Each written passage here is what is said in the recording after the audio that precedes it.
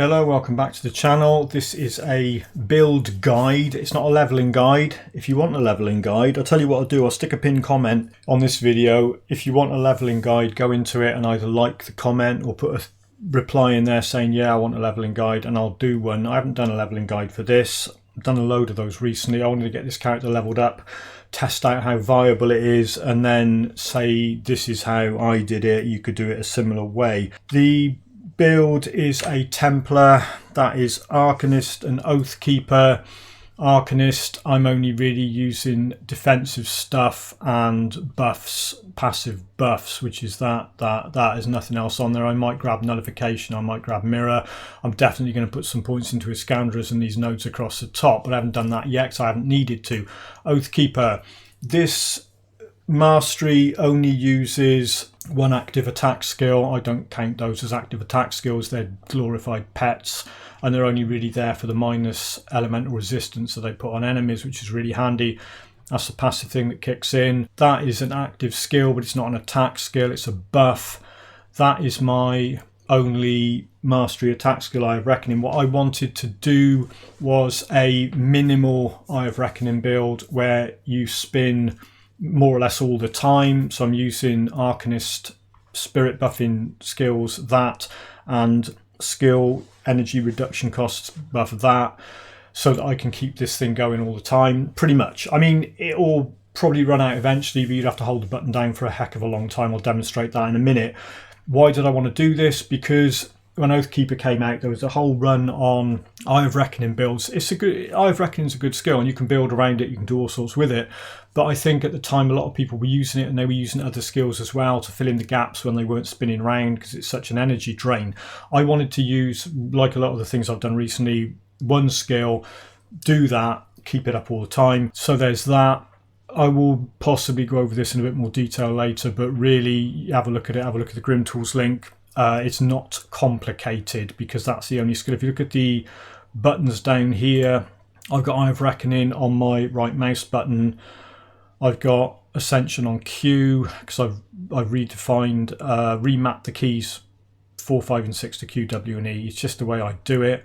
And that is the movement skill from the Dreeg faction level 1 item. And I have a devotion bound to that, which, as you can see, has a 100% chance on attack. Grim Tools won't show that. I think Grim Tools will show it as 30%. Grim Tools doesn't show the percentage chance on attacks correctly. It's just the way it is. You've got to be aware of that. If you look in Grim Tools, those percentage chance on attacks and percentage chance when hit and stuff like that on devotions, I think they show the default, which is before you attach anything to it, what it shows you the default chance would be.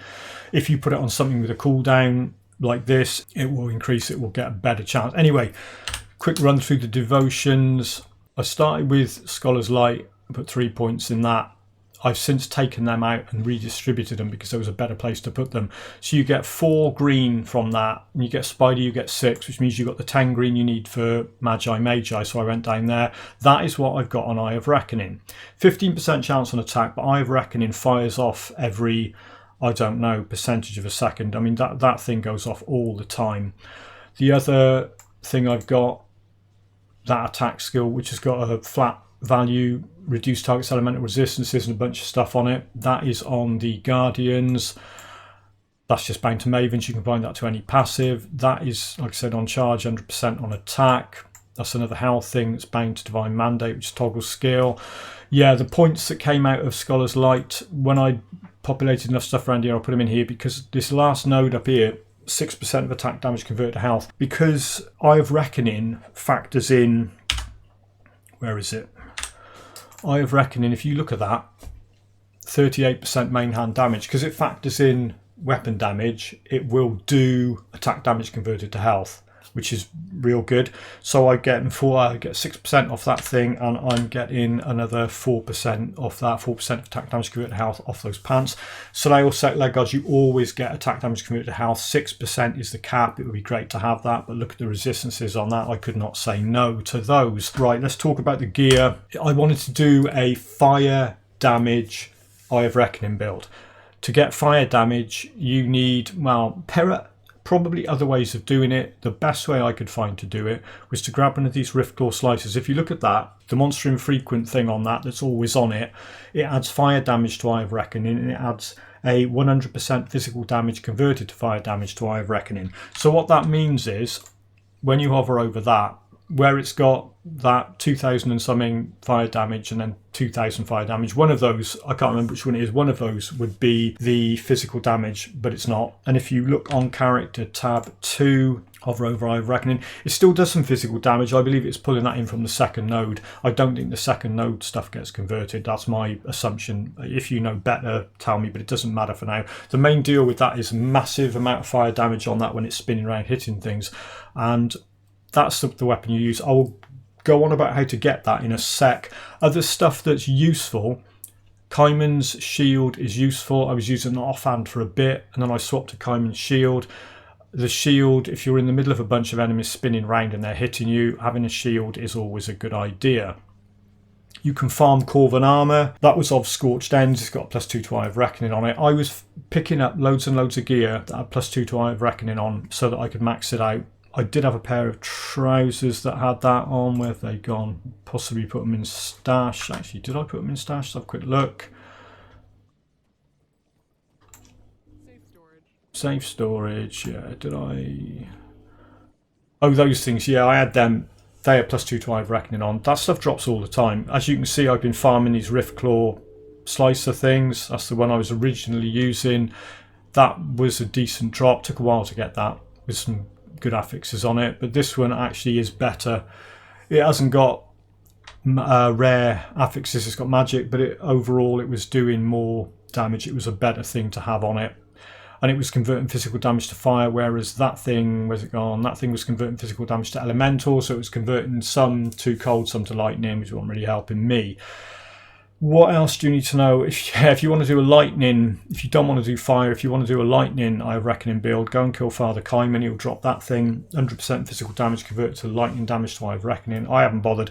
Later on, if I get bored of fire, I might totally respec this and try lightning, but I don't want to do that at the moment. Other gear, yeah, Soleil Guardian thing. That is a level 18 relic. That's one of the first ones. That's a default relic. Default with the blacksmith. You can craft that thing as soon as you've unlocked the blacksmith. When I get to level 70, I'll probably craft an Iskandra's relic. I'll just show you what I'm talking about.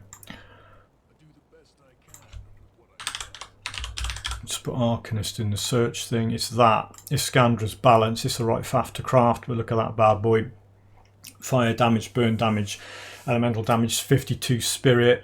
Total speed goes up and -8% skill energy cost. All of that stuff is real good for this build. +1 to all skills and Arcanist. Okay, +1 to all skills will be better. Arguably +1 to all skills and Oathkeeper. Yeah, maybe. +1 to all skills and Arcanist, I'm not going to say no to that. Look at that elemental imbalance. 33% chance on critical attack. And all of a sudden you get a massive buff that lasts for 8 seconds. 8 seconds spinning around doing all that increased damage is going to be a laugh a minute. So yeah, I think I'll definitely get one of them. Right, so the only essential item is the Riftclaw Slicer. There is a little bit of a journey involved to get a Riftclaw Slicer, because the Riftclaws only appear in weird rifts. You can't start the game even with a merit. Now, I mean, someone will correct me and say, "Oh, you're wrong. There's totems." Yeah, I know there's totems, but the areas where these things are most prolific is you need to do quests to open them up. So the quickest way to get this thing is you complete Act 1 to the point where you've completed the quest line that says Kill Warden Krieg. Okay, so you can't get this Riftclaw Slicer until you've completed Act 1. You won't have one. I was using a Kilrian's thing. I was using that thing there for a while, and there's a higher level one there. They're all right. It converts physical to fire. It's kind of it's a bit of a stopgap. So you kill Krieg, you come out of here, you talk to the guy who's standing there who opens this rift, and you go through this rift. I'll put a text guide up on the screen while I'm talking this through, so you haven't got to remember this. I'll put it in the video description as well. So you come in here, first time in, talk to this guy, say, yeah, I'll do your challenge. So you come down here, you talk to the person on the left here, talk to them, and they trigger a bunch of things that come out of here. You kill them, you go back and talk to that guy, and then you need to join Bysmiel faction. Don't even think about it. Come over here, talk to the lady that stands there and go, hello, I'm going to join Bysmiel faction. Then you talk to this dude. He will tell you that he wants you to go and collect Blood of the Watchers. Blood of the Watchers, best place to do this. Get yourself up to the Temple of Oathkeeper Rift, go into the temple, run around in there and kill the Watchers that drop the Blood of the Watchers. They've got 100% drop chance. There's probably about 5 or 6 of them in there, I think. I would say you've got to collect 3, but collect 9. Go in there and collect 9 Blood of the Watchers. Even if you've got to quit the game and go back in, just do it. Trust me. Collect 9 Blood of the Watchers. Put 6 of them in your personal stash. You can store quest items in your personal stash. Okay, so I've already done this. Here's one I prepared earlier. What I've got in here is I've got 3 left because I completed that in Elite as well. I've already gone in and done this in Elite. So you get the Blood of the Watchers, keep 3 for Ultimate, or keep 6, keep 3 for Elite, 3 for Ultimate. Get back over it. Get back over here. This is why I'm going to put it up on the screen because it's just going to confuse the heck out of new players. Join Bysmiel, do this quest. It will open this rift here. You go into this rift. This is where that isn't there until you've handed the Blood of the Watchers quest in. You hand the Blood of the Watchers quest in and you get another quest that says go and slay Galfang and claim its core. So you come in here, turn your toggle skills on. I'll talk about the toggle skills in a minute. And the first bunch of Riftclaws are here.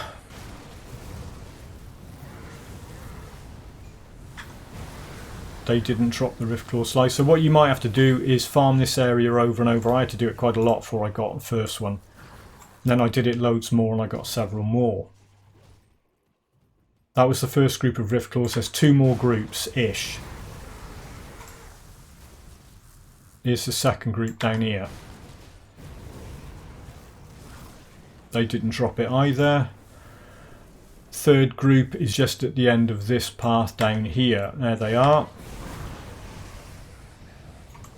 They didn't drop it either, but they will. So they will drop that thing eventually. A Riftclaw Slicer, that's what you need if you want to do Fire Eye of Reckoning the easy way. There's Galfang.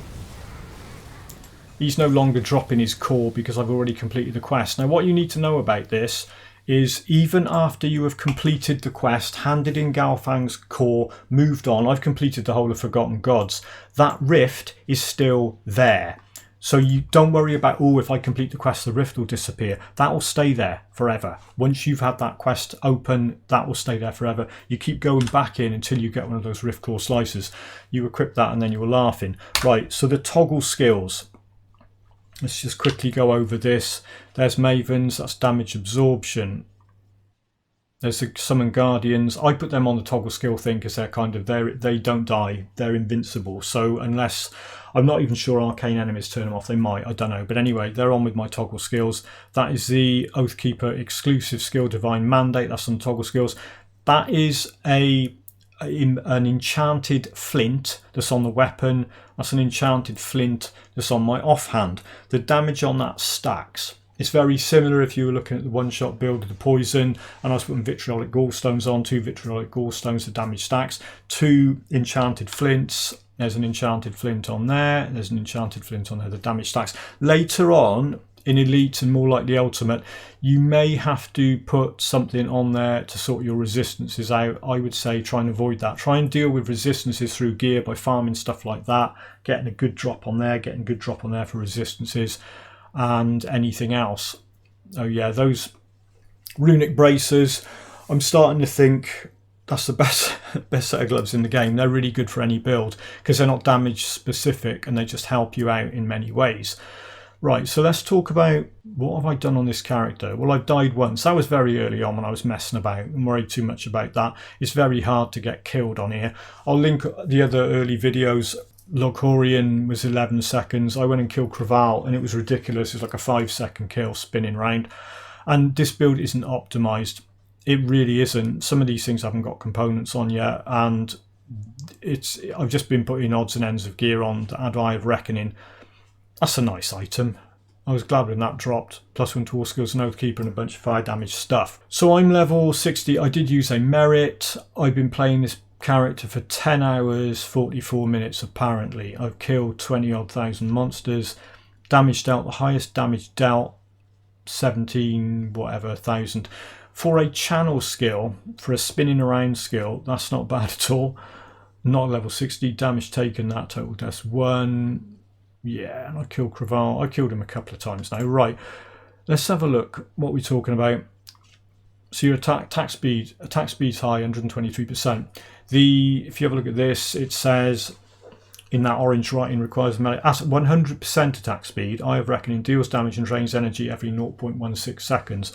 I believe, I could be wrong, a higher attack speed is going to be dealing damage and draining energy. I was going to say damagey, dealing damage and draining energy faster than that. And I think that's the case because when I had my attack speed go up, I noticed my energy was draining quicker. But don't worry about that, it's all good.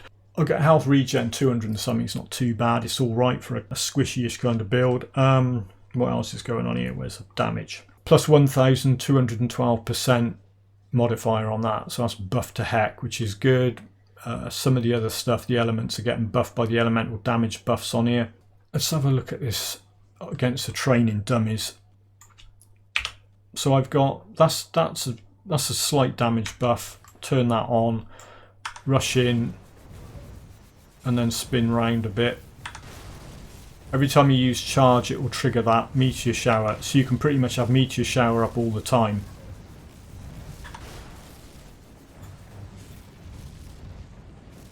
So charge is triggering meteor shower. So if you run in, there's meteor shower. You watch the cooldown on that. As soon as it cools down, you can trigger it again. So you pretty much got meteor shower all the time. And when I'm spinning, it's putting fissures down. You can see the fissures if you walk away. There, it's there under that guy. And the Guardians of Empyrean are not attacking the training dummy. They don't. They attack enemies. The training dummy isn't flagged in the game as enemies, so they don't attack it. So if we come out of the door, I'll go and find something to attack. I'll let them do their thing. And you can see the elemental storm come up when they run in. There it is. See straight away there's elemental storm coming up. They're putting that down. That's a resistance reduction thing, and it does quite a lot of damage. So you can run in, meteor shower. And that 3-second thing on the 3-second thing on there, you will be pretty much, you'll get into your head of how often you can push the charge button. You kind of count to 3 in your head while you're doing it. 1, 2, 3. No. If there's anything to actually attack.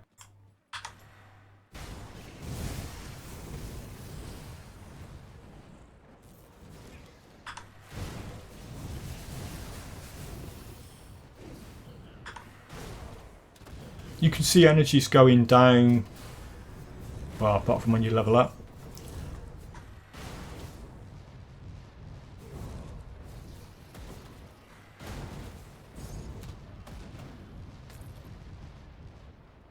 In most areas you can keep Eye of Reckoning going pretty much all the time, and then the big fight's over, you come out, let your energy regen go back up.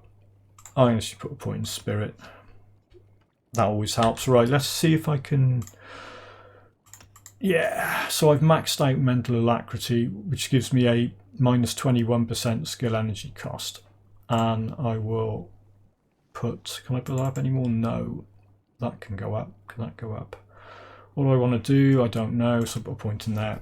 Because that isn't increasing the energy drain, is it? No, there's nothing on there that says it's putting the energy up. It's only that node that puts the energy up. That was the quick build guide. Like I said, it's not a leveling guide. If you wanted to level this thing, because I used a merit and did a law note thing, I got up to the mid-20s before I started allocating any points.